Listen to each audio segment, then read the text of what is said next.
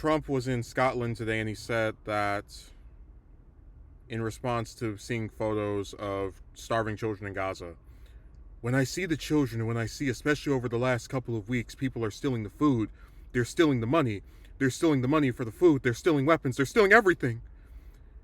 He added, it's a mess. The whole place is a mess. The Gaza Strip, it was given many years ago so they could have peace. That didn't work out too well. And then they have a part where they mention the Israeli government has said that there's no proof that that Hamas is stealing aid for people in Gaza. And then later on, Trump mentioned that he believes other countries need to contribute to sending aid to Gaza, which is something I agree with. But really think about this. The Israeli government has no reason to lie to make the Palestinian militant group of Hamas look good. They have no reason to say if this group is stealing aid that they're not stealing aid. So for even them to come out and say, hey, there's no evidence that they're taking food from starving people in Gaza, this is just something that Trump created. It's like, it really shows you how absurd things have become, where the actual group that's there is saying, no, they're not stealing food. And then the U.S. president's like, oh, yeah, they're taking everything. And you have to ask yourself, if you would even believe that,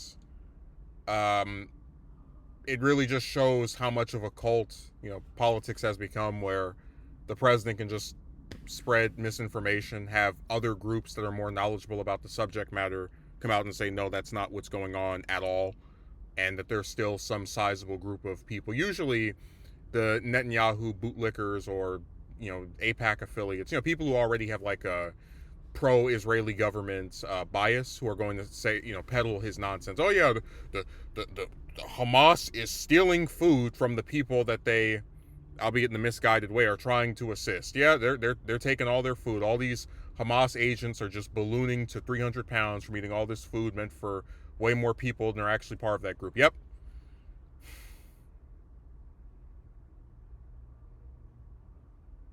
We were talking about how there was such a issue with Biden's handling of this, or just the full-throated support of Israel. I really wish that when people actually voted, there was a difference. Like there was a way to have one side that is doing the whole Netanyahu bootlicking campaign like Trump does, and have another side that's like, hey, look, we don't support murdering innocent Israelis, right? Or innocent Palestinians. But you have to acknowledge that groups like Hamas would not do what they do were it not for decades of oppression by the more well-funded and just more in power side of the Israeli government. It's sad that in United States politics, there is this real push to have this, among politicians anyways, homogenized view, which allows for leaders, in quotation marks, like Trump to make up lies that his supporters are going to believe anyway. Like, I know a lot of people have been talking about the Epstein files. Oh, he said he was going to release them and then he didn't. But, it's at least, as bad as that is, there's no one that's like immediately dying because they're not released. I think they should be released, but that's besides the point.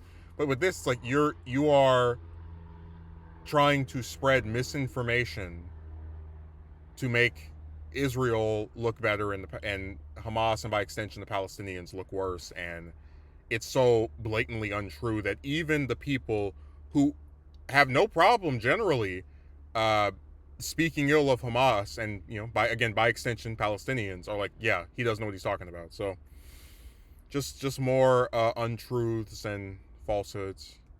Nothing new.